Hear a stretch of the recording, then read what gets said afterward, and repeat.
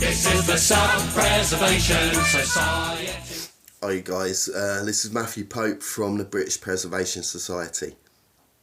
Now for decades the left have been calling everyone Hitler, Nazi and all this sort of stuff. So I just wanted to address Adolf Hitler and the Nazis and their regime. Basically there was no policy that Adolf Hitler created that could even be remotely classed as right-wing. So let's start off with the fundamental principles of socialism. The government seizing control of private corporations, private wealth, private businesses. Adolf Hitler done this. So that was the main thing. In all of his speeches he praised socialism and he condemned capitalism. He introduced the welfare system for the Germans, which is very socialist. He backed and reinforced the national health system in Germany, which is also very leftist. So I think Germany was one of the first countries to actually have a unified national health system. And Adolf Hitler reinforced this. He brought in animal rights legislation. He brought in the German Workers' Front, which replaced the unions because he felt that the unions weren't strong enough.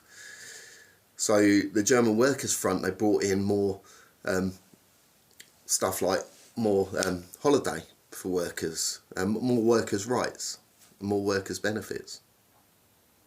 Very socialist.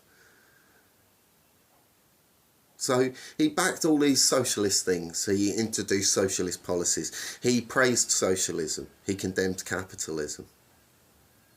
He is not right-wing. He was not right-wing. There's nothing right-wing about any of his policies that he done. Now, the only thing that I can rack my mind around that people assume that he was right-wing was because of the national part, the National Socialist part, when really he just wanted socialism for the German people, because he saw it as being the best system. Yeah, not the only thing he got wrong. The Jews, he saw Jews as being money hoarding capitalists. Funnily enough, the same thing that Quran 9:34 says. So this is one of the main reasons why he hated Jews. He saw them as being the wealth holders, good businessmen, capitalists. So the only way that they can say that he was right-wing is for the national side, because people assume that right-wing is nationalism, which no, it's not. Fidel Castro, Che Guevara, Stalin, they didn't hate their country. They didn't hate their people. They thought that socialism and communism was best for their country. It's the same with Adolf Hitler. He saw socialism as being the best for his people, for his country. So just because you attach the word nationalist to something, it does not mean that it's right wing. That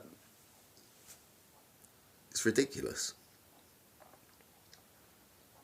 So for everyone, well, the leftists mainly, saying that Adolf Hitler was right wing is just a ridiculous notion. And the reason why they've done it is to try to condemn anyone with capitalist, conservative ideas of small government, low tax and independence.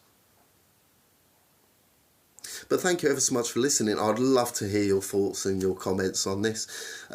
If you can find one policy that Adolf Hitler introduced that could be considered as right-wing, I'd really like to know.